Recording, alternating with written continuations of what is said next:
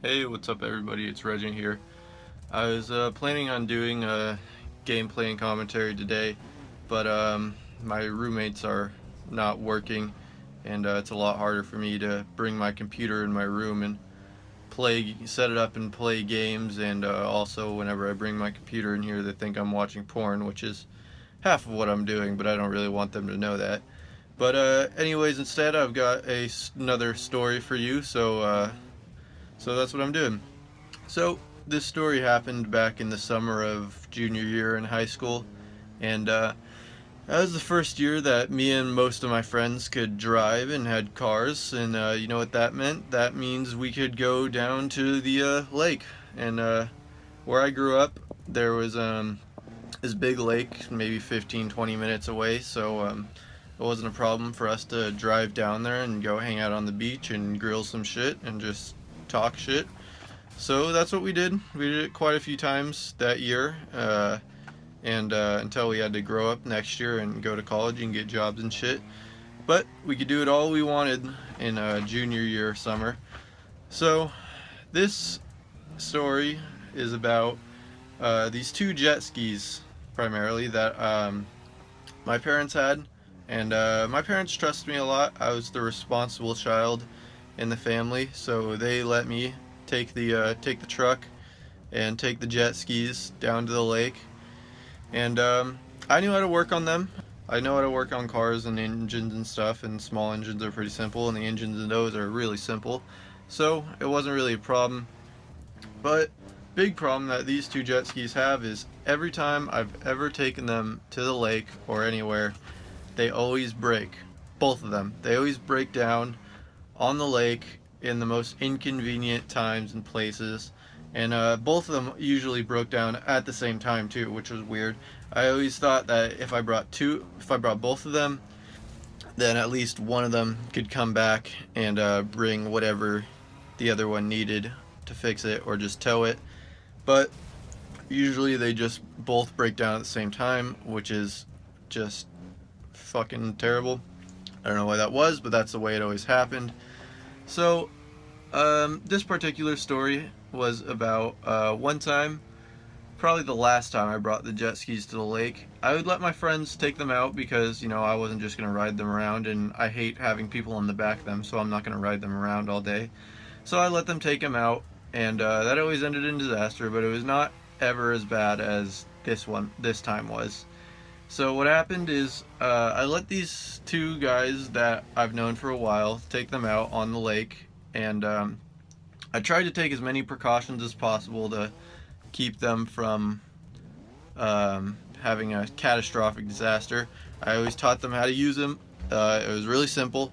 I taught them how to start it and what to do in all these kinds of events. I put a little premixed fuel water bottle in the front compartment, and I brought tools and a jump box to the lake for whenever they broke down. So I was pretty much set. I thought I had this shit on lock and key, especially by this point. I sent these two guys out, and I wasn't too worried. They were pretty um, able to operate these things. They're smart guys, and they don't know how to work on vehicles worth shit. But none of my friends really did. But otherwise, they were completely competent. So I sent them out, and the first problem was that they went way farther than I told them that I wanted them to go. I told everybody I want you to stay, you know, within visual range, which is still pretty far. You can go out pretty far from where we were and still have fun on them. And we could still see them, and we'd know if they were in trouble. But they went way farther than I told them to.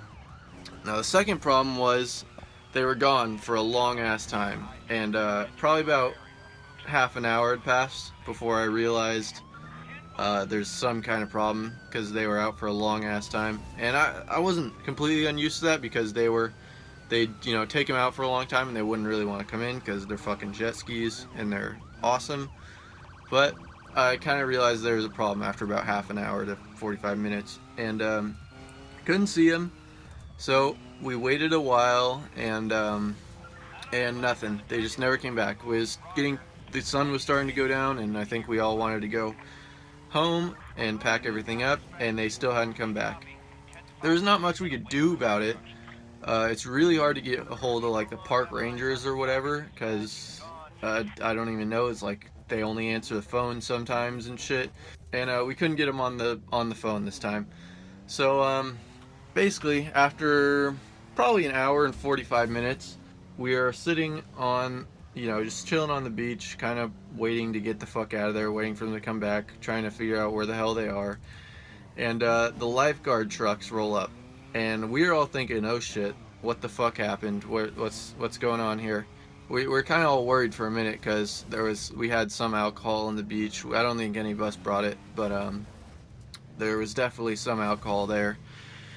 And so we were all kind of worried about that. We thought we were in trouble, but whenever they stopped, they all got out, and then they opened the back door, and our two friends that we had sent out there got out of the back with these fucking little tarp blanket things on, wrapped around them, little towel things on.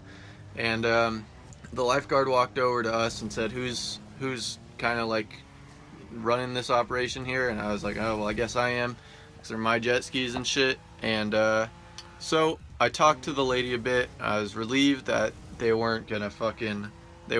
we weren't in trouble, but they basically told me the story of everything that happened with my friends. So I feel really bad about my friends being in trouble and what happened to them, but at the same time, it was pretty much completely their fault. So here's what happened. I think they went out on one jet ski because I think the other one had broken down, and so they were riding, two up on a jet ski. And that's always a recipe for disaster, because you whip those fucking things around, and if you're on the back, you cannot hold on. So what had happened is the guy who was riding on the back, obviously they did a little tail whip or something, and the guy who's riding on the back fell off. That's not a big deal. They were both wearing life jackets because you have to when you're out there on the lake. And I guess the other guy went around to get him, and at some point he was having trouble swimming because I guess it was a choppy day or something. So he came up with the brilliant idea to take his life jacket off because it would help him swim better. And that's not something you should ever do, no matter what. That's just a stupid thing to do. But that's what he did because he thought he'd be able to get back to the jet ski faster. So the other guy pulls around, from what I understand, to pick him up. And I'm not really sure how this happened, but I guess he couldn't get on. Maybe they flipped the jet ski or something, which happens. And basically, they both ended up in the water. And here's the next glaring issue that I'm not very happy about. They weren't wearing the little safety kill switch bracelet thing that you're supposed to wear all the time. That essentially, if you fall off, it pulls on your wrist, and it pulls this little key out of the ignition, and it just kills the jet ski, which means it can't just idle away on you. And they weren't wearing that. So basically, when they fell off, they were the jet ski just kind of slowly idled away from them. And so here's a little recap on the situation. One of them's not wearing a life jacket. The other one's wearing a life jacket, but he's not on the jet ski. Nobody's on the jet ski, and the jet ski is slowly idling away from them, or in some sort of direction. So they do the logical thing, and they start trying to swim for the jet ski to catch up with it, because that's their only real hope of getting back to land, is because they're in the middle of the lake. And of course, they couldn't catch up with it because it idles way faster than you could swim. So the jet ski kind of just idled off into the dam. It didn't obviously go through the dam, but it kind of got caught on the netting or whatever. And they were basically stuck sitting in the water with one life jacket. The other one floated away and they couldn't find it. And I think they were out there just kind of pacing water for about half an hour. That's what the lifeguard said, at least. And that's a very difficult thing to do. If you ever try to just, float in water, in deep water, especially whenever you don't have life jackets, it's not easy. So they were trying to survive on one life jacket and just huddle up in this probably pretty cold water. And They were there for about half an hour until the lifeguard came and found them. And basically that's what happened from there. They got taken back to shore. They almost died, but once the lifeguards brought them back, they did recover my jet ski. They brought it back to the, they towed it back to the fucking boat launch thing, and I just picked it up. Oh, and everything ended up being good. They basically just brought him back. I got my jet ski back. We all went home. Everybody was ended up terrified of my fucking jet skis from that point on.